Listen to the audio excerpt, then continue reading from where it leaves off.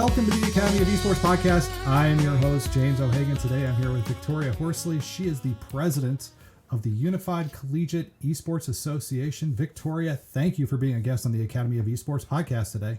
Yeah, thank you for having me. I've been watching for a long time and wondered when it was going to be my turn. So here I am. Well, this is it. You made it. Big time. Woo! I've made it. Yeah. Now you can retire and go on to other things. No. Yep.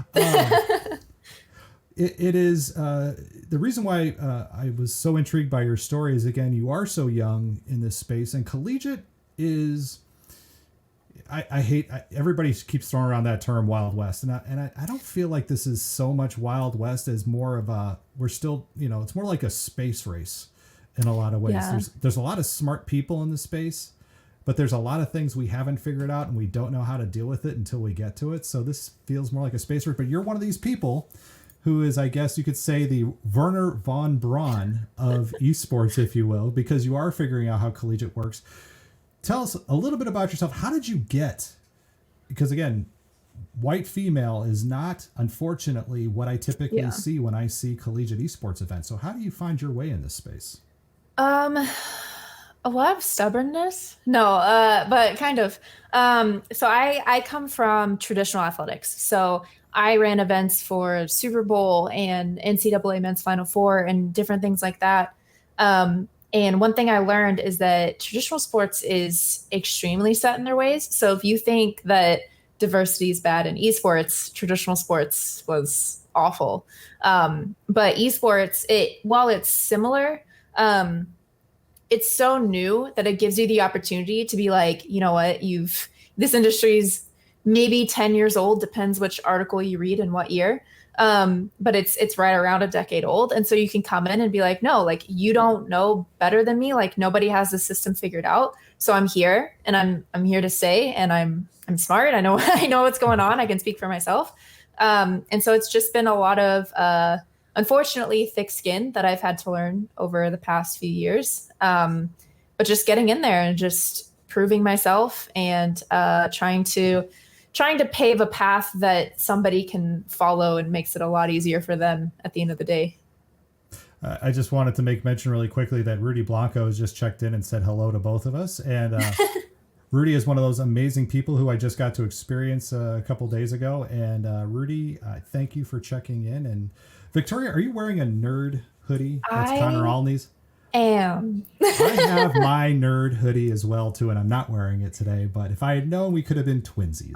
I have to promote him because not only is he an awesome human being, but what he's doing is great. And I got this one and the new one in lavender, and they're the softest hoodies I've ever owned. So I got them all for my kids too, because they love being called nerds. Yeah. My two girls and my son, they're down with it. Like, they're fine with it. So yeah, it's great. Sorry, that kind of hijacked our start. Sorry, that's my ADD cool moment of the podcast here. But yes, you are right. Things are so new now. Again, you started off at Southwest Missouri. Well, I mean, you started off elsewhere before. You didn't just show up at Southwest Missouri State out of the blue. But Southwest Missouri State was kind of where you honed in. Bachelor's degree, master's degree. There, correct? Yeah. Were there things there that prepared you for where you're at right now with stepping into this role as the president of a collegiate association? Oh, absolutely. One thing that I tell undergraduate people is I had to do 50 minute presentations on different things in the event and entertainment space. So my undergraduate degree is in entertainment management.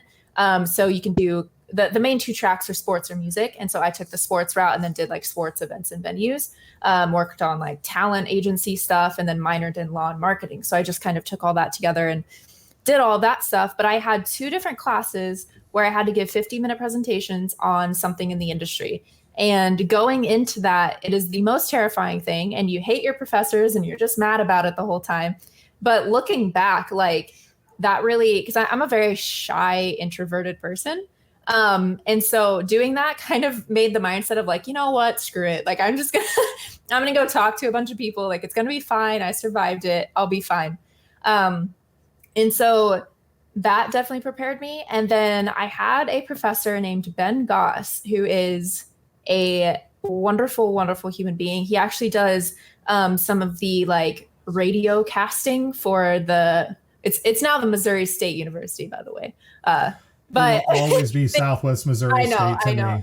That's how everyone is, because it wasn't that long ago that they changed. But he does the baseball team, like he cast the baseball team and everything. So he's really amazing. But taking his classes and doing a lot of different hands-on projects, and I remember my senior year, one of our projects was to market and brand a team coming from a hockey team, Calgary, because they're moving or whatever, moving to Seattle. What would we do? Just like, hey, you have a team, they're moving to Seattle, brand it, market it, go. And that was the entire assignment. And that was so much fun because I think like in esports, and what I've done for 5 years or so is essentially everything. You have a job title, but like, for example, with UCA, it's just me. So I'm the main TO. I do social media, Discord, graphic design, but then I'm also the one doing like business and vision and all of that stuff. The only thing I don't do is anything to do with accounting, which I'm not mad about. But I wouldn't be either. Yeah, no, definitely not. But I always, whenever I started doing that kind of stuff, I thought back to that project and I was like, okay, like we had to come up with logo design, name, marketing, branding, color schemes, like all this stuff you don't even think of.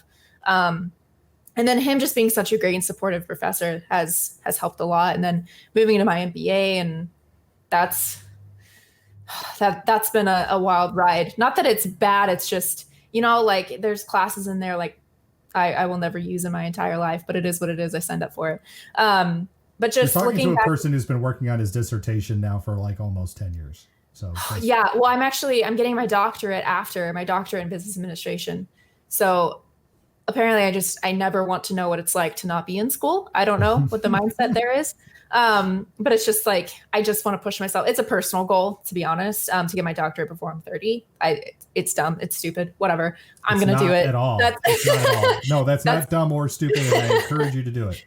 Yeah, I'm going to be proud when it's done. It's just the process of getting it done. But no, I'm excited. And looking back through my education, I know it definitely helped because it not only got me to where I am with the experience, because there's not many people. I was fortunate to have a very niche degree. And so there's not a lot of people that have direct school experience when it comes to events. And I can run anything from a trade show to being a talent manager. Like it all focused on that. And then they push different associations that you can be in. And yes, what? I'm putting up my finger because that's an important point.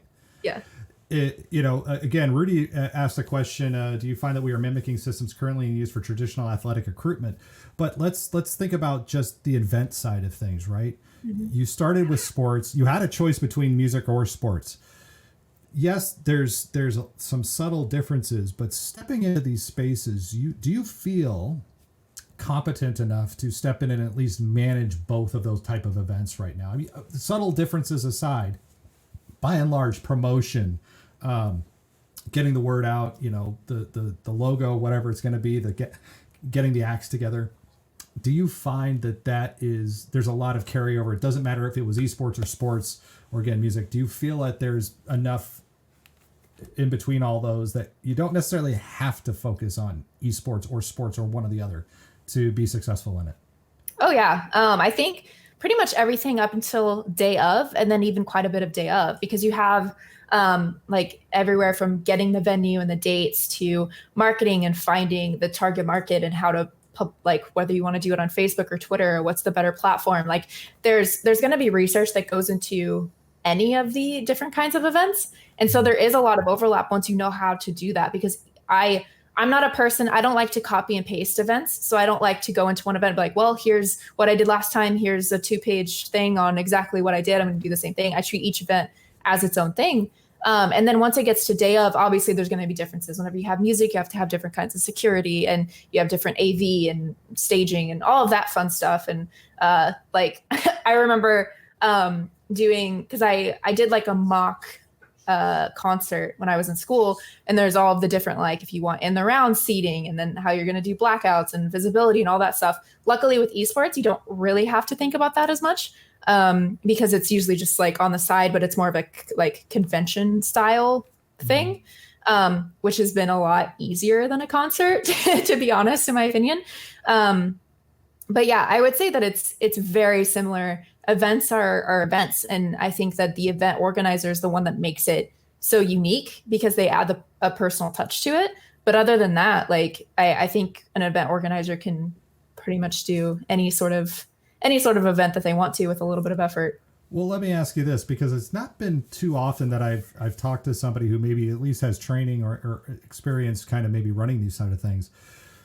You know, the traditional esports event is, again, audience in the crowd, you know, everybody's up on stage, and it's the action is not necessarily what's going on behind the screen, because a lot of times you can't even see, you know, the participant because the screen is blocking their face, and you just see what the action is going on above, and they're maybe feeding off the energy. But even NBA League has kind of changed things up with how they present. Again, as you were talking about in the round, right? And in the you're talking to somebody who was in music in high school and college and stuff. So I've done these type of performances, but an in the round is where the stage is kind of in the middle, and you know the audience is kind of in a bowl. Think of a basketball arena. Okay, watching a basketball game would be kind of like an in the round sort of experience. NBA League has said, let's take it and let's put these teams in a round configuration with people above looking down. Have we figured out, in your opinion, the best way to present esports yet to get like that fan experience where they feel really enthralled in, or is there something still missing in all of this? I definitely think we're getting there. Two events, kind of like one that's an example of something really good and one that's an example of, maybe they could work on it a little bit. I went to the Rainbow Six Invitational this year in February before, this year became 2020. Did something happen in February? March, April, May? Ever? Yeah, I don't even remember 2019. But yeah, so I went to the Invitational, and they did the type of seating where you black out a whole section, so you have visibility constraints, and I disagree with events like that, because like if it's gonna sell out, you're limiting yourself of all of that revenue, because I don't like whatever, it is what it is. But they had screens that were on the side, and if you sat anywhere to the side of about a 45-degree angle, your view was very, very limited of the screens because of how they had it set up. So that cut out almost a third of the audience of being able to really, really see the stage. And, that limits like interaction and all that kind of stuff. But I went to the summer finals for LCS last summer. It was in Detroit at Little Caesars Arena. So they used the basketball stadium, and they did an in the round kind of thing, but it wasn't so much about like the players, like you were saying, like there's a screen in front of their face, you really just watch the game on the screens, but the amount of interaction that they did with the audiences. So everybody got, I think it was like a Honda bracelet or something that would light up different colors, and so like the other side of the stadium was red and we were blue, and you would like cheer and do different stuff, and they changed the lighting if they would get a Baron or a Drake, or just a lot of different stuff like that. They had amazing floor animations. I think that's one thing that esports needs to start doing more, is utilizing all of the floor space, whether it's lighting or just projections or whatever. But the gaming community in general, I have a friend that makes fun of me for liking RGB so much. But as gamers, we're attracted to like my keyboard right now is lit up, and we're attracted to the RGB, right?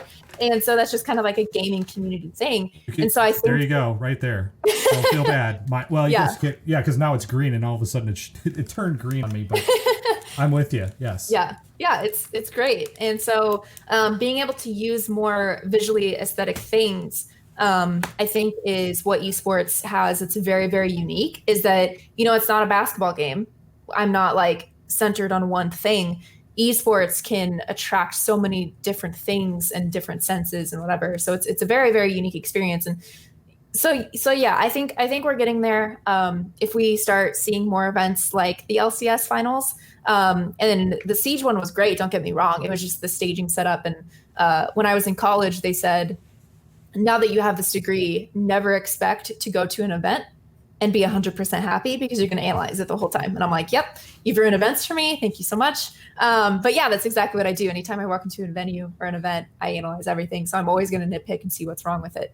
But I definitely think that esports is headed in the right direction for sure.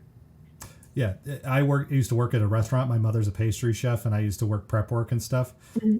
I can't go to a restaurant without going, ooh, I could make this at home so much cheaper, or I think that's a health code violation. But anyway, yeah. besides, one or the other, yeah.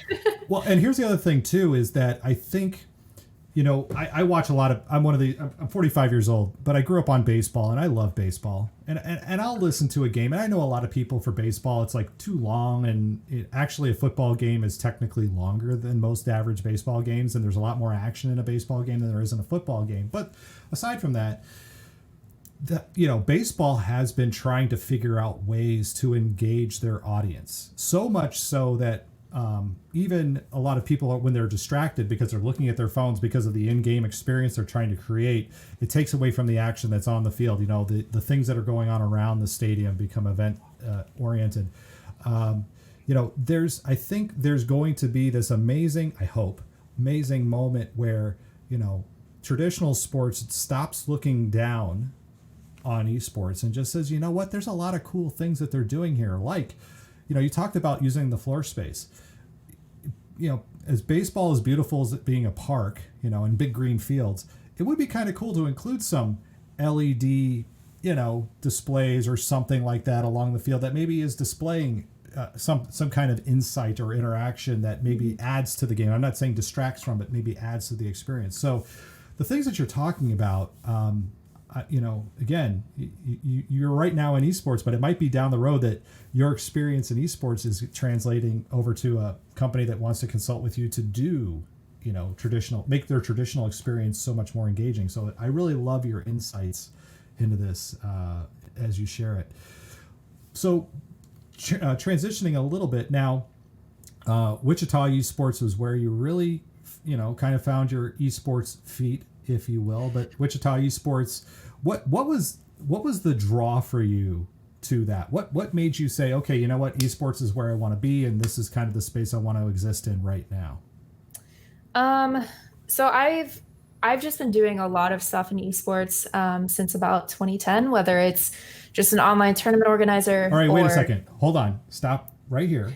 Okay, because you're 25. Uh-huh. Okay, so we're talking 2010. Yep. You know, for people to say they are OGs in esports, you're talking like, you know, 2014, 15. You know, people look at me and go, "Oh, you've been doing this esports thing for a while," and I'm like, not really, but okay. You're saying 2010. You're in high school.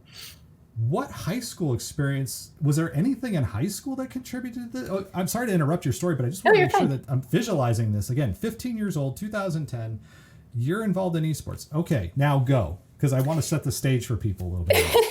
It was like online, remote, like just do it for fun kind of things. So I was helping people organize different online competitive tournaments and different games. Back then, the big thing was Halo. And different stuff like that. So I had grown up. I still argue to this day that a Nintendo 64 is the best console ever made. But I was addicted to like. Hey, it's amazing. It has Sega Genesis. Just fine. Okay, I'll compromise. We'll agree to disagree. Yeah, but either way, like no, don't compromise. Never compromise with me. But agree to disagree. Fine. Okay. But yeah, so I grew up playing like Ocarina of Time for Zelda and Banjo-Kazooie and Pod Racer and all of that different stuff. So I fell in love with gaming. I have a picture of when I was about, I don't even know, like a year and a half maybe. I was inside. I have a yellow Power Ranger shirt on. I'm holding a Nintendo 64 controller. I don't think it's plugged in, but I have a binky in my mouth and I have sunglasses on inside. And that I was like, this is the epitome of me. Like, it's hilarious. But it started at a young age. And when I got into high school, I just had like friends that weren't in person, my in-person friends, and like my high school, obviously like esports wasn't really a thing back then in school like it is today. Like we I would die if it happened. Like if I had a league at school that I could play in. I would have too, and I was in high school in '89 to '93. So trust me, Yeah. yeah. It just I that would have been great. But I had friends that were outside of my immediate community that were like wanting to put on events. So I helped them with that, and then I just started doing that randomly. And so that grew into starting to do early in college. I started to do like management, social media management, team management. I was a Rainbow Six Siege player for a very short amount of time, and then I realized how toxic the community was, and I was like, I'm not going to play. I'll just manage. That's shameful, so though. it is, and luckily it's gotten better. But it was just that was unfortunately before I had grown some pretty thick skin. So I was pretty easily like upset, and I don't want to use the word offended, but like I was pretty easily upset about some of the things that people were saying. And so I was like, all right, like I like management anyway, so I'm going to do team management. So I did Rainbow Six Siege. One of the teams went on to play in Latin America in the professional league. So that was really exciting. And then leading teams, the main and most successful team I had was PUBG. So we actually traveled the country to 3 different total events that we traveled to, one in LA, one in Kansas City, and the one in Chicago. I think it was Chicago. Man, it feels like 20 years ago because 2020 has been about 10 years. How do you not know if you're in Chicago or not? Well, no, I can't, because there was one that was in Chicago that was canceled, and then there was one that was supposed to be in Chicago, and then it wasn't. Like, it was a very confusing thing. But like I said, 2020 has been like 10 years long, so I'm trying to remember. But that was one of the first events, and then we went to Kansas City, and then we went out to LA, and we chose to drive from Southern Missouri to LA because I was like, I haven't seen these states, so I don't prefer that drive unless I'm moving out west. I won't take that drive again probably, but it was one of the most beautiful trips I've ever taken. Utah is extremely underrated. Just want to throw that out there. Yes. Nobody, because I love Colorado, and then we got to Utah, and I was like, wait, like this is beautiful. But that's beside the point. So I've been in gaming for a very, very long time, and in a lot of different facets of it. And because it was Wichita Esports, and then it was Midwest Esports, and now it's Unified Esports Association. That's all ran, and it was started about 7 years ago by Ramsey Jamul. And I had been friends with him for like 3 years now. And so I saw what he was doing. And I was one of the ones that pushed him to brand out of the Midwest Esports name. Because they were doing events in the Carolinas and California and Washington. And I was like, listen, you're limiting yourself by your branding, right? And so they rebranded and whatever. And then whenever I got there, I'm like, hey, I've worked in collegiate for a long time, and collegiate it's new. So unfortunately, it's one of those things where you see a lot of what doesn't work rather than what does work, because everybody's kind of working out the kinks of everything. So I was like, I've seen a lot of what doesn't work. So here are all of my ideas. And it started in late 2019. That's when I built UCEA, which is the Unified Collegiate Esports Association. It's the collegiate section under UVA. And then that's what I run. So it's my brainchild, I guess, and then developing it into what it is today. So we launched in May, and now we have over 70 schools, and we had a great fall season. And I was really proud of how the fall turned out. So.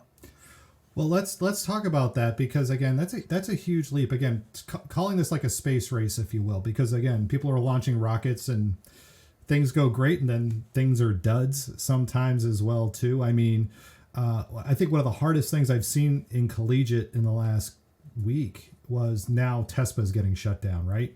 And the TESPA shut down, to me, I'm like thinking to myself, Activision Blizzard, you are literally taking a community, a vibrant, important community, and hitting the off switch. Like, just doesn't make sense to me. And I think that there's so many developers now who are trying to, at the same time that people like you and myself at the K-12 level, who are trying to find ways to make this a great experience for students, because Scholastic is much different than the pros in a lot of ways. You know, our goals are very different around Scholastic, and even between K-12 and collegiate.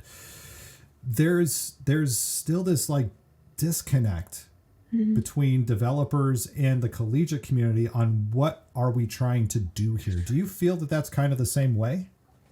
Yeah. And I think it's due to a lot of different groups. kind of just running tournaments even when it's against the rules, and kind of just saying, like, oh, well, I'm going to do this anyway. And they run like national tournaments, but then in reality, like the publisher wasn't even talked to about it. So I think that's created a bit of a sour taste from publishers. And to be honest, I'm probably in the minority with this opinion, but I see video games, because I try to move people away from the thought that esports is sports, for a lot of different reasons. There are things we can take from sports, don't get me wrong. We don't have to keep reinventing the wheel. But whenever we look at esports as a sport, that's why you have underpaid coaches, where the school's like, oh, we're just adding one sport. I'm going to pay this coach a stipend of $15K this year to run 7 different teams. Absolutely not. They're working 80 hours a week and getting paid for 10. So, you know what I mean? Like, there are a lot of different repercussions that we need to fix and move away from that mindset, because esports is its own thing.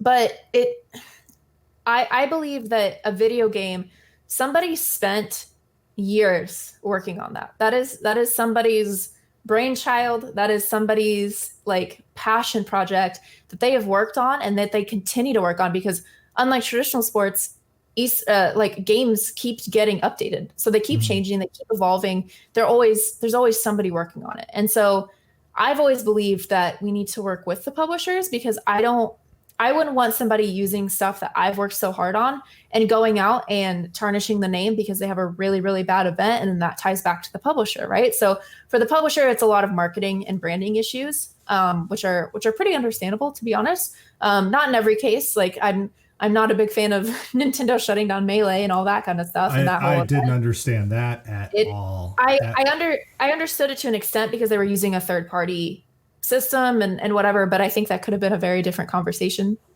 than what happened, but that's beside the point.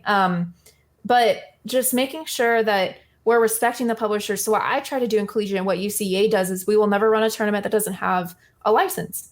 I want publisher approval. I want the publishers to know what I'm doing. If they say no, then I'll say, okay, like, what can we do to work with you then? Like, if we can't run our own like season, can we run a one-off event? Can we do something like this? Like, I think it's kind of been a lack of respect, to put it bluntly, in the industry as it was getting started, which, to be fair, is pretty common, because they're just like, okay, like, I want to do this. I want to provide this. I want to do X, Y, and Z. And then unfortunately, a lot of the people also jumped in because they're like, wait, I heard this is going to be $1 billion industry in 5 years. I want a piece of that pie, when that's not necessarily how all that works. You don't just jump in and get paid $1 million the first year and get to hop out. Well, there's a lot of people who do think that, but yeah, which has been detrimental in a whole different subject. But I think if we start pushing the idea of respecting publishers rather than, oh, I don't like how they did this, so I'm going to start my own thing, even though they don't want me to, kind of this negative attitude, I want to create a voice of people and a voice of coaches, because no business will ever know what it's like to be a coach. And then no coach will know what it's like to be that developer. You know what I mean? Like, unless you've literally done both jobs. But the coaches are the ones with their boots on the ground every day, working overtime, making sure that their students have opportunities in developers games and all this different stuff. And so there needs to be this mutual respect that if a publisher runs a tournament, I think of like Riot, because Riot's the most hands-on. Oh, let's talk about them. I have thoughts, but go ahead. 1 second. But if Riot runs a tournament and people don't like the structure, instead of being like, oh, we need a different third party to run it, like, screw this, whatever, why don't we get a voice together and really try to enact change with the developer? I haven't really understood why it has to be such a divisive mindset, and why can't we just work together? Because it's not like, if Riot hated collegiate coaches, then they wouldn't support it. Like, you know what I mean? They wouldn't provide this opportunity. So they're trying, but probably with a much more limited staff than people think, even though it is Riot. They don't have 25 people working on Collegiate League of Legends. So it's just, I think it's more about, okay, like, I'm going to take my experience as a third party organizer. I'm going to take this group of coaches who have really, really great ideas, like criticisms, because we're all going to have criticisms right now. How can we work together? And I think that, Riot's kind of starting to do that with RSAA, but I would love to see a little more action out of what RSAA is intended to be. But then, Blizzard shutting down TESPA was a pretty big negative, but I don't, and this, I might just be being naive and trying to be too optimistic. I don't believe they would shut it down without a plan. I would think. I don't know. I But hope. what is it? I We no, all I know. know. That's Yeah. I don't get it. But we were able to get a license for a season this fall for Overwatch.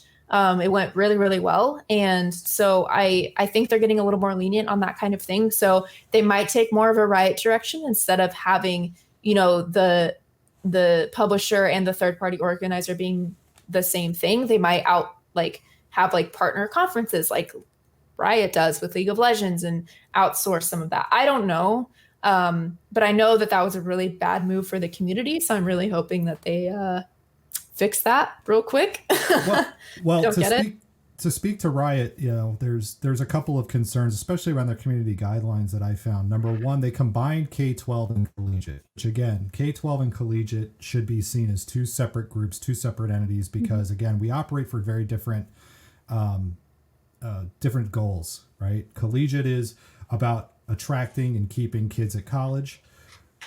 For esports and K-12, especially with our games, we're trying to keep kids engaged in school because we have graduation rates that we want to make sure that we have. The thing I keep hearing from Riot is the reason why they chose to partner exclusively with Playversus was around sustainability. And I don't see how on one hand you can say we're giving the game away free of charge. And to say to people, if you can't do Playversus, then you're going to just go into the queue and just play play in the queue. Okay, that to me again, as you talked about your experience playing video games, and the abuse that you faced, I see every day kids who face abuse from their previous playing experiences. I had a young lady who for 2 years didn't touch Overwatch because of the experiences that she had online that were so negative. And it was this walled garden experience that we created for her. It's and again, you're right. The RSAA, even up until recently, didn't even have a high school member, but was speaking for high school. They didn't have any high school representation, but we were making rules around high school or decisions. It's important to have, I think, a mutual, as you talk about respect, right? They want their respect. Cool. Invite educators to the table. Invite the collegiate people to the table. And I don't know what that table looks like. I don't know how big it is. I think RSAA is limited still because, again, it's only one seat that right now is currently high school. And again, I think that there should be separation. But let's be intellectually honest also what it is. Riot also has a financial stake in Playversus, and they decided, hey, this is who we're going to hitch our horse to. That's cool. Just be upfront about it. Just call it what it is. We're moving our Wisconsin association away because we cannot get that Riot okay to have a League of Legends season, which again, I pick up the pieces that my coaches, my people in my field, we pick up the pieces for those kids who are told, sorry, you can't play this game anymore the way we've been doing it.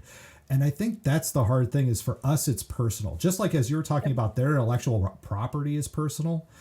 For us, seeing the disappointment in kids firsthand and saying, sorry, we can't do this anymore, even though it's free. And even though what we've done has been, I think, up to a high standard, because again, we have a lot of invested people, all in the name of sustainability, all in the name of a profit, all in the name of an investment, they say no. That is without having a conversation, honest conversation, open conversation about it. I think that's the hardest thing to swallow in all of this. Yeah, and I'm actually on the board for the Michigan High School Esports Federation, so with their high school group, and it's insane to me how many answers there aren't. I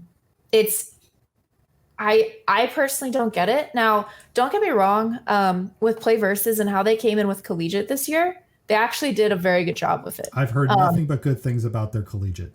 Yeah, I've worked a lot with Zach over there. He's great. We worked together on our Rocket League because we had some scheduling conflicts and the same teams that kind of ended up getting in the same position.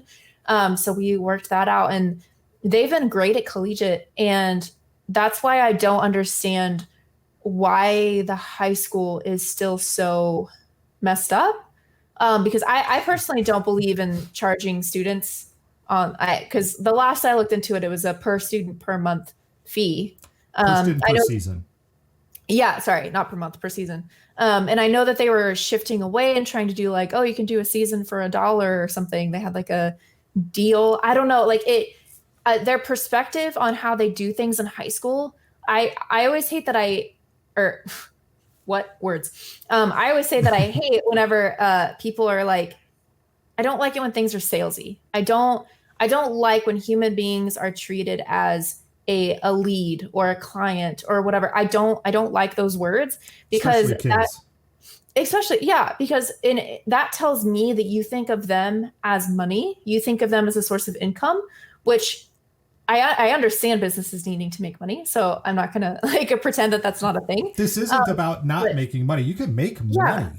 Right. yeah, Yeah. it just these people need to be people. We need yeah, like they're human beings. So we need to be doing what's best for them while also figuring out how to make money for us so that we can continue to do opportunities for them. Like it's I understand the money cycle, but coming directly from the kids and having people fork it up whenever high school is the least monetized version of any sort of esports. Like I've seen youth groups that are more monetized and monetizable than high school. And it's just like it's this weird I don't know, like I wish I had more answers for high school, but it's been a struggle because and I think it's been even more frustrating seeing how well Play Versus has done with collegiate. And then I'm like, okay, why doesn't this work for high school? Like that's been very confusing to me, but I think if they shifted how they did things to how they've been running collegiate, I think people would have a very, very different opinion of Play Versus overall. Um, but I'm not sure. I'm not sure where that mindset comes from, and I think that that's what's concerning for everyone because it's like, okay, I understand that it's a business model, but like, why? But why is this the business model? Because it's almost like they just didn't take into account that these are high school students. These aren't, businesses. These aren't like collegiate institutions. These are people, and high school is Minors. yeah, Minors. and I very much agree that high school and collegiate needs to be separated because they are nowhere near the same beast. They're very different, but I don't know. I mean, um, yeah, I would assume that there would be some changes in the future, but at the same time, it's like whenever you're fully supported by the publisher and the publisher is going to give you exclusivity, then like the business doesn't have to change, right? Well, If you're taking the opportunity from anyone else to be able to do it, then why change? But that's why monopolies are illegal, which I'm not saying that they're in a monopoly, but that it's that mindset that is behind that. But I see them changing in the future because of their feedback from collegiate. I think that maybe their collegiate was kind of a test of, okay, can we do this? And can we move to this model? Again, I might be too naive and too optimistic. But I'm hoping that that's where they're wanting to take high school next, to be honest. do you? And again, I think a lot with high school. And again, your representation on the Michigan board is noted, and I think is important as well. And I see Chris Turner here in chat too, because Chris had a very poor experience recently with Play Versus in his Rocket League tournament that just went off the past week. I think part of it stems from the fact that, again, and hopefully your insights from Michigan can show this. None of things that we do in high school around esports are turnkey, right? Mm-hmm. Everybody runs things a little differently. Everybody does things a little differently. Our goals are a little different. Even how you present or talk to educators, or again, bring them to a table, invite them in.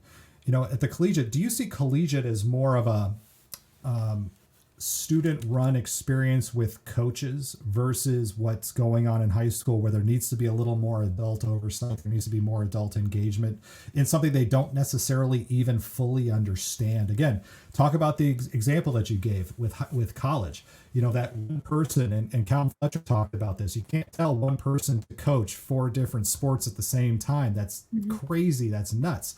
We don't do that in the Racine Unified School District. We have 12 general managers for our 5 high schools, which is a huge difference because we know that there's a lot of things that have to be balanced in all of that. Yeah. Is that part of maybe where there's some difference between where the high school experience has failed, not understanding just how much support a high school program needs versus a collegiate? Yeah. To be honest, I think it's a major lack of education. It's a lot of great people who want to jump in and provide these opportunities for students but they don't know anything about esports. They don't know anything about the certain games. You know what I mean? Like they don't have that experience. And so they're trying to create these opportunities, but then they don't know where to go and where to turn. And so I think if high schools look to colleges to kind of, because in my opinion, I think there should be kind of like a collegiate system where you have like, I don't know what you would call it, but like affiliated high schools of like where, it's a different, it's a system where they help educate the high schools in their area. One, it helps with recruitment for the colleges. Two, it gives outlook and long-term viability for the high school students. Like there's a bunch of different benefits, but at the same time, you're being able to share that knowledge of structure and marketing. I think that's one of the biggest things that high school misses out on is just marketing. Like they don't know how to brand their program, because if you make it a formalized club, think about how like responsible, I guess is the word I'm looking for, but like responsible and well ran some high school clubs are, because they have that support. They're recognized at the high school. Like I'm going to out myself here a little bit. I was president of the math club for my junior and senior year. Wait, sorry, that's the wrong sound effect. No, I wanted this one here. Yeah. Oh, and you got the hoodie on too. Hence the hoodie. Yeah. Yes. But yeah, so I was president of that, and it was a great club, and we did a lot of different things. We did shameless plug. I won, like we call it, international math competitions. I was the only white female that didn't have a personal tutor to my side, so I take a lot of pride in that win. But what high school was this, and where was this? Forsyth, so it's in southern Missouri. Okay. My graduating class is like 70 students. So okay. Yeah, it was a tiny little town, but it was a lot of fun. But once you start getting those clubs on a high school, things kind of develop itself that people don't realize. So once you get through that hard thing of like, okay, this needs to be recognized on our campus or whatever you would call it in high school. We called ours a campus because we have different buildings, but once you start to legitimize things, then you get to start focusing on marketing. That's kind of why you see the different colleges that have the established processes, and they're starting to be able to monetize things and get a return out of it because they've created that formalized system. And I'm not an advocate for we have to have every school be a varsity team. That's another thing. I think this push towards it has to be varsity to be legitimate, I disagree. I think that a lot of schools have a lot of Michigan universities are good examples. They have really, really high level clubs that are making way more money than any varsity team. And they I don't like the perception that a student president isn't going to be able to do anything like a coach, because this kind of ties into the whole like student led, or do they have to have a coach? Because there are some presidents of like university clubs that I have spoken to that are way more responsible than some of the coaches I've spoken to. So it's a learning experience, and it's getting them real world experience that they'll be able to use after. So that's a bit of a soapbox. I don't like this whole like everything has to be varsity. Like it doesn't. It depends on the school. But high school also needs to know that. They need to know that, there are opportunities that once you start formalizing things, and it's not just a group of students that you're trying to get together, once you take the time to actually line it out and create kind of a short fire business plan of everything to be able to give to a principal or superintendent or whoever, once you create that and you start formalizing and creating the box to put it in, a lot of things come a lot easier. And then you have a lot more responsibility. You have a lot of students that will impress the heck out of everybody and how much they know and how much they can run. And I think we underestimate high school students, to be honest. I think we assume that they need to be mentored and catered to when, there are a lot of high school students out there who are, they're going pro in Fortnite or Overwatch. You know what I mean? Like there are 17-year-olds that are going professional in different aspects. And so if they can play professionally, why can't other students manage professionally? And so that's my spiel on, I think we treat high school students like 5-year-olds, and I don't know why. Well, and a lot of times too, as a high school educator, I think part of the problem is that they've been asking for permission so long Kindergartners, first graders, second graders, they're going to just do what they want. They don't have any self-awareness about it. They're usually just going to go like, oh, I got to go to the bathroom and just get up and wander out of the room. That third, fourth, and fifth grader is going to more likely raise their hand. I think a lot of times they wait for permission, and I don't think a lot of kids feel that they have permission to, I guess you could say, start their lives. Especially around that marketing piece. I know that the question that I ask our scholar gamers is, what is your brand? Don't ask them what they want to be when they grow up right now. Ask them how they present themselves. Ask them, what does your online presence look like and what does it say about you? Because those are the things I think that colleges and businesses are going to look at first, by and large now more than ever, when they're trying to consider who is going to be a best fit. Or, if you want to be an influencer, or if you want to, have your channel with, thousands of followers, absolutely do that. But, I don't think we ask those kids those questions enough. And I have to, your point about too, this club versus varsity experience, I think is so important, because as I talk with people, a lot of high schools already have gaming clubs. If your gaming club is working, don't mess it up. Don't cut it out.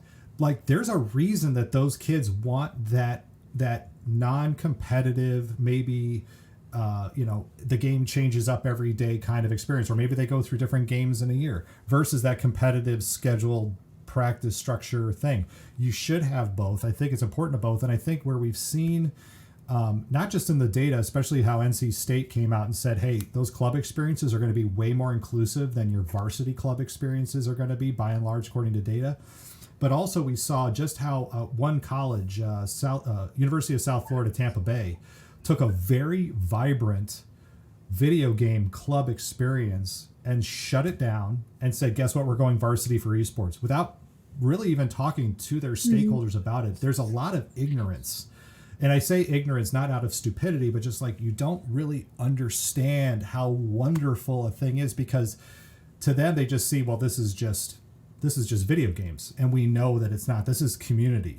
Again, that's why I think I was so turned off by how TESPA was shut down, because it's like, you just turned off. You didn't turn off Blizzard kids playing Overwatch, or kids playing Overwatch.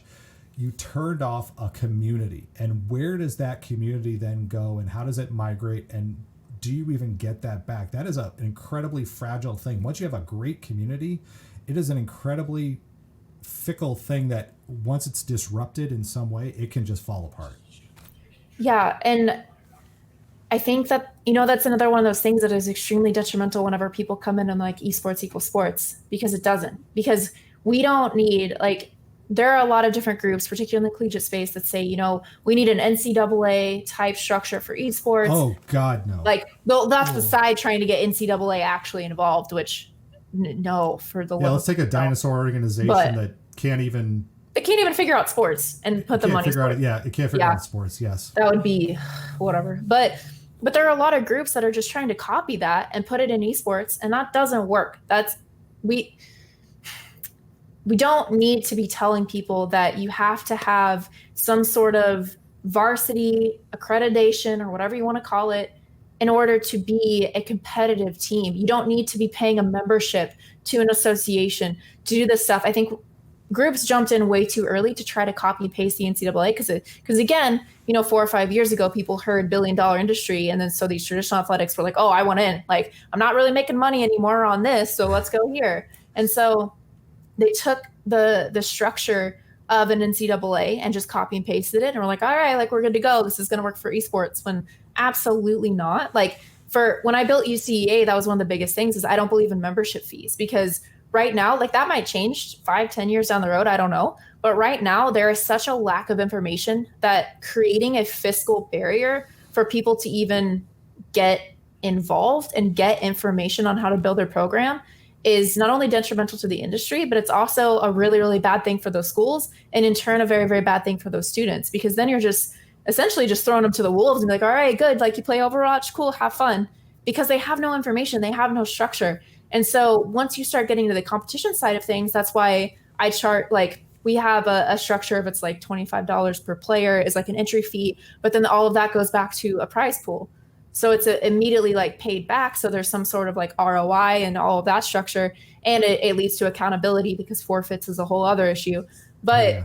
it's just like there's just this mindset that it has to be some sort of NCAA varsity structure where we run governance and blah blah blah. But like I said before, there's this publisher that owns it. There's this other group that if they want to shut you down, they can. And honestly, they have every right to. If you're not doing with their branding what they want you to be doing, then they're gonna shut you down. And so I'm very adamant on like there are club teams that need to exist. And to your point, esports isn't sports because esports is, in my opinion, way more inclusive than sports. Sports, I mean, you have fans. You're right. I've been a Denver Broncos fan since I could speak. I'm And so sorry. I know. It's been a rough few years, but all I say to people is like Super Bowl 50 with Cream Carolina, we got it. That buys us like 20 years before we need another Super Bowl. But if you're like, a Bears fan, it buys you 40. Go on. oh yeah, okay. Chicago. They're still living off 1985 around here, so go on. Yeah, understandable though. But like I used to want to do like data analytics for the Denver Broncos. Like I was good to go. And then I got into the sports industry and I was like, there's really like the players and the front office and the back office, and that's it. Like then you just have fans. Like there is no way for me to really be interactive with a team or a player. Like there just isn't. But then you go into esports, and esports is a completely different world that, yes, you have players, but I mentioned that my boyfriend's a professor. He's a shoutcaster for Valorant. He's one of the top shoutcasters for Valorant.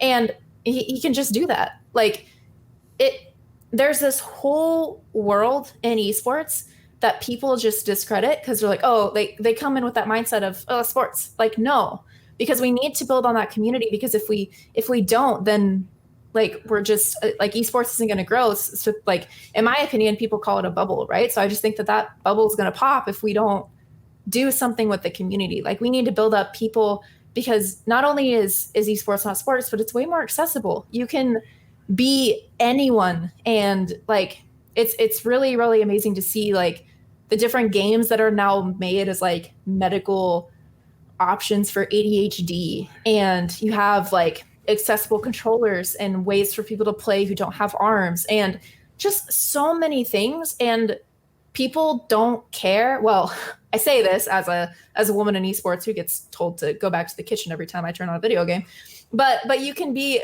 oh, trust me, turning into Valorant, Rainbow Six Siege, any FPS game, apparently you're just not supposed to be a female and exist. But again, whole different subject. But you can play as any gender, any sexual orientation, any race, anything. You can be whoever you want to be, and you can still play the game, and you can still get involved in the community. You can be part of like support orgs, or you can be, you know what I mean? Like, yeah, I really hate seeing people like your example, like different schools shut down communities because they're like, we want to go varsity, because of this whole choir of people who are like, varsity's the way, NCAA, we need to make the same thing, like fast, let's hurry. And I'm just very, very against that. And so that's the main reason, is that what about the hundreds of students that could be included in any way? And I use like St. Clair College as an example. They have the varsity team, and they have like, I think 7 or 8 different games, but then they have like the student part. They have the student ran, it's a club, but then they have students that come in and they're volunteer coaches. And then they have like broadcast people, and they have the whole system where they're building it up to where you don't have to be just a player. You don't have to be whatever, but that's created, 300 to 400 students on campus now, I think, that are in like their student group. And so it's just, I don't know, that's a whole soapbox, but basically it makes me really mad when people are like, it has to be varsity, when in reality, you can have like 400 people on campus that are just as excited and as involved as the people playing the video game. Well, and here's another thing that I thought you touched on this really early, in that you did a Bradford Harris-esque type rant. I don't know if you know who Bradford is, but but Bradford is one of these amazing people who has been, he's involved in a school district in near Houston, Texas. He has been studying this for 2 years. They have not made the leap just yet. He's been watching this, learning from this. I mean, 2 years. And for some people, 2 years, they're going, oh my God, 2 years. I can't believe how many people go from asking the question, what is esports, to insisting on a turnkey solution within and getting it started and going within 2 months. I mean, like you didn't even understand what you just signed on for. I think that's part of the problem too with Playversus is the sales pitches were so forceful and so like, you got to get on this, you got to get on this, you got to sign, and the signups, right? The churn of signups. Yeah. I think that's part of what these people don't realize, these educators, is they don't know what they have. They're making decisions for kids who are going to be highly invested in this space. They want to have the best experience that they can. These kids, the demographics tell us that they want to be in here, but they're signing up for these things. These educators are signing up for things they don't fully even understand or grasp yet. And that might be also what's happening at the collegiate level too. Again, I think that's what keeps, I think while yes, some of these communities have been shut down, the South Florida is an example of getting it shut down, but you've got, at least it's not all minors and just a few adults in the room. Yeah. It's all adults in the room who are going to have a conversation. We're going to usually respect each other's opinions versus, hey, you're a bunch of 14-year-olds. I'm going to tell you like it is. This is what we signed up for. Now deal with it.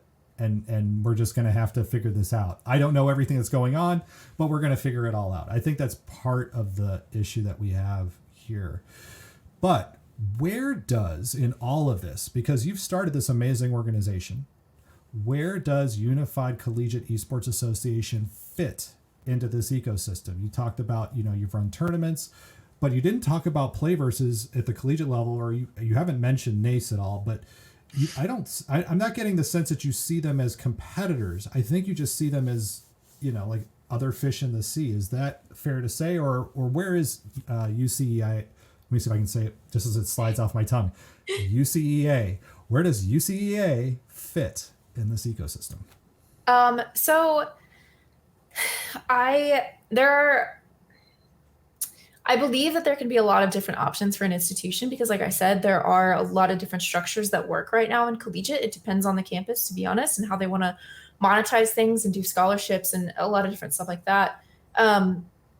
But I think that there are some groups that are very detrimental to the scene. And then I think that there are some groups, like I kind of mentioned, like Playversus coming in, and I think their collegiate idea this year it really worked. Was it perfect? No, but neither was mine. So that's okay. But UCEA it's kind of in the middle. So we have varsity teams, we have high level club teams. And one of the things that I think is beneficial, and it's something that we're building out, is a tier system. So that you have different levels of competition, but it's not just like varsity, club, open. It's varsity mixed with high level club. It's maybe new varsity and lower level club, where the new varsity, they don't feel ready yet, but they got thrown into varsity. So it is what it is, because that's what you see a lot with like varsity only competition is you have a lot of these brand new schools that are supposedly varsity, but in reality, they've been functioning for a week. So they're not really ready for that. So just different tiers of competition. And then we have different partners and resources, like we're partnered with NACAD, and just resources to give to the students and to the coaches, and information, I think, is one of the biggest things that people over or undervalue in esports, is how important information can be to a school and to functioning. So UCEA is up there with it's just kind of a hodgepodge of everything, to be honest. Like I have no interest in governance because one, the publishers have already shown that they're shutting that down pretty quick. Which, like I said, I get, like, who is a third party to come in and say like, oh, you have to have this, this, and this, when the publisher's like, wait, that doesn't match that doesn't match the game. That doesn't match our mission, vision, values, goals. It doesn't. That we set out. Yeah. And so that's clearly what Riot's doing with RSAA. I mean, they made the rules that no collegiate governing body can come in and make a tournament. And I was like, all right, like I respect that, because I personally just think it's detrimental. It's my personal opinion. But I don't agree with that whole governance thing. I think that the coaches should be a big voice. I think that needs to improve for sure. But I think it needs to be, a group like what I've tried to position UCA in being, in the fact that we only work with licenses, and I try to view it as a friend of the publisher, while having this big group of universities that I let them, like, we're not technically a nonprofit, but I let them vote for things. I have an advisory council that I send updates to and listen to whenever we want to make like a big change. Then I'll send them updates with that, and like I get feedback. And a lot of the different, like if we have a mid-season issue that isn't something that I need to come in and just fix. If we have something where there's, it's kind of 50-50, there's a bunch of different coaches like, hey, I like this, I don't like this. I do a vote. I ran 2 votes this past season, and I want the coaches to have that voice. And so I think that that's what we need to do when it comes to any sort of third party. It needs to be the middle of the road. It needs to be the voice for the coaches, because like I said before, nobody knows the coaches like the coaches. Like they do stuff that none of us can even think of on a daily basis. And then you have the publishers that they're the ones running it, and they know what's changing in their game next year that nobody else does, and stuff like that. So I think it's just finding that middle ground and giving a platform for those voices while making sure that everything can kind of be, harmonious in the space, rather than I just feel like everything's so angry. Like everybody's just personal. So mad. There's a lot of, well, again, because we put so much into our efforts into this. I've had shouting matches with Delane at Playversus because this is personal. Yep. You're working with kids, we're working with experiences, we're working with our passions. And I think that's the thing that gets so easily forgotten, is that just as passionate as I am about something is just as passionate as, Matt Burris at Riot is, or just as passionate as you are about UCEA and that experience. I think we are so passionate, and there's not a lot of listening. And I think, in my opinion, there needs to be a little bit more listening that needs to take place. But it sounds to me like what you're presenting as far as where UCEA is positioned in all this, it sounds like a real sweet spot. You're not dealing with the headaches so much as the advocacy and the information and the positioning of people to have the conversations. Am I putting it the right way? Yeah, and that's definitely the goal. I think that the reason that, like you mentioned, getting in shouting matches and stuff with the head of Playversus and different, like, it comes from, in my opinion, just the lack of respect to publishers that's been built up for the past 5 years. So publishers kind of put on this defense of like, okay, well, if you're not going to listen, then we're not going to care about you anymore. And there's been wrongs on both sides. I'm not saying that every third party is in the wrong, so that's not what I'm saying. But like, it's been those groups that they'll get a cease and desist and they go, oh, whatever, like I'm still going to do my own thing. You know what I mean? Like they want to do whatever, despite a publisher coming in and being like, hey, like you're just running things wrong. So, and then the publishers haven't been listening. So that's why I just want this kind of harmonious group that's looked at as like a friend of the publisher. Like I come in and I'm like, I'm not going to run a tournament for you, like for your game, unless you want me to.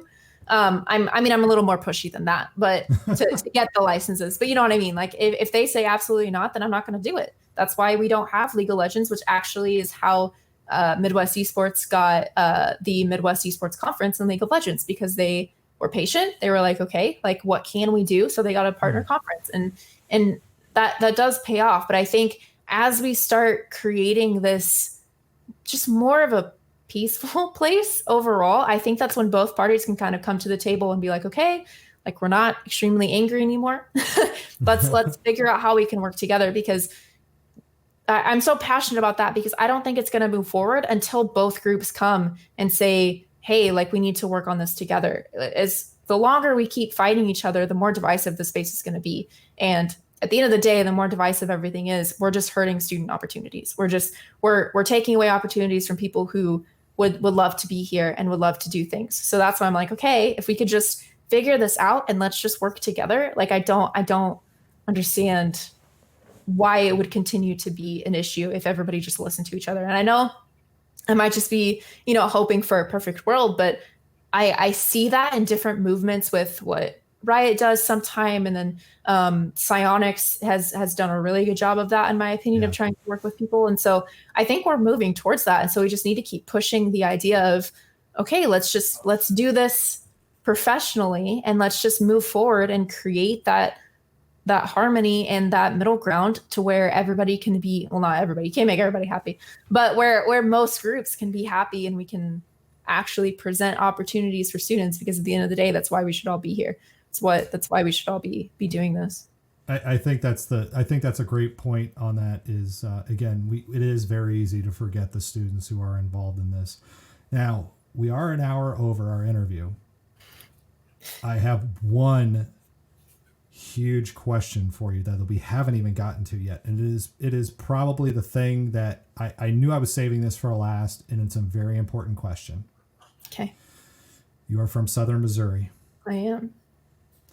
Lambert's. I knew this was going. Yeah. Mm-hmm. Favorite side at Lambert's? I assume you've been there, yes? Or am I assuming wrong? Oh, yeah. Okay. That was like an after church on Sundays if you made it in time kind of thing. Yeah, because you got to get there early or else you got a 2-hour wait because the buses show up going down to Branson. Yeah. Those freaking tourist buses. Yeah. Yes. So I used to love, because I did move out of Southern Missouri when I was like, I guess 4 years ago. So I haven't been there in a while.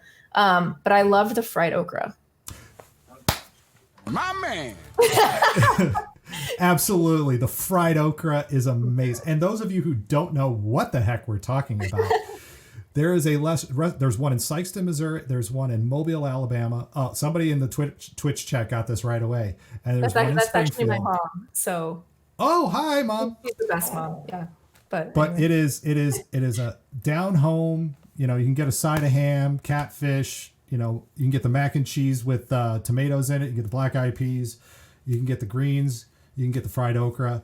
And you get those pitchers that are like 64 ounces of soda. Because if you don't get diabetes one way, we're going to give it to you another. Yep. And because you don't need both your feet. You're not a ballerina. And the other part of it, too, is the throwed rolls. Now, have you ever had a throwed roll experience where you cannot... Because people are going, oh, is that the way they make them? No. Explain, if you can, Victoria, explain to the audience what the throwed rolls are. So they come out with a cart, usually 2 different layers or 3 sometimes whenever it's really busy, of rolls, just pans of cooked rolls. They're delicious, by the way. Hot. Yeah. Oh yeah. They're really hot. Like fresh out of the oven. They put it on the cart and they ring it out. And it's just some person in an apron who looks at your table and they go, hey, and then they just throw a roll at you. Just if you're lucky.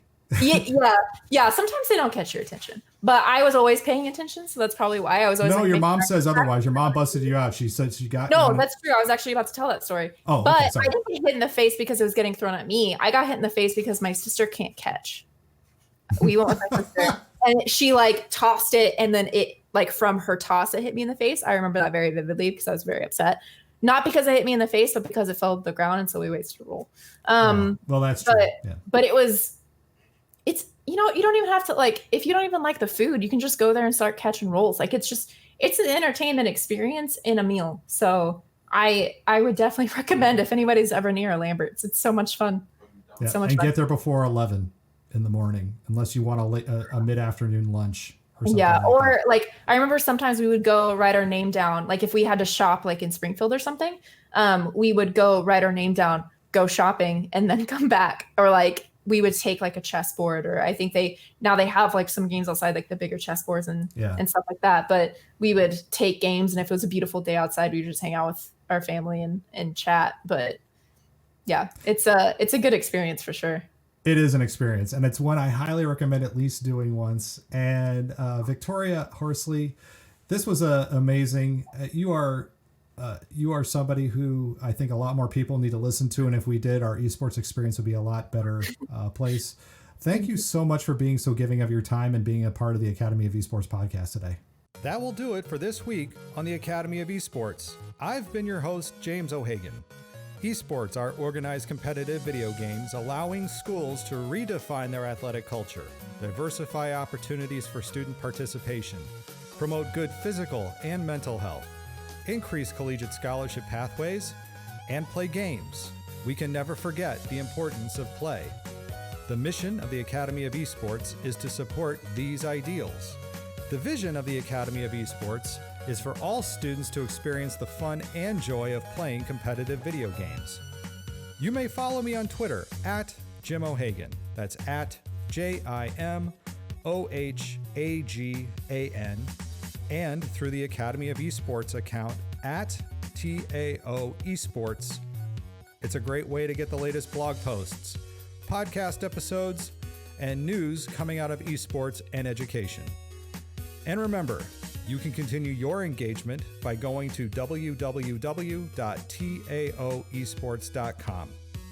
You can also connect through Facebook at www.facebook.com/TAO Esports. Thanks again for listening, and I look forward to our time again next week.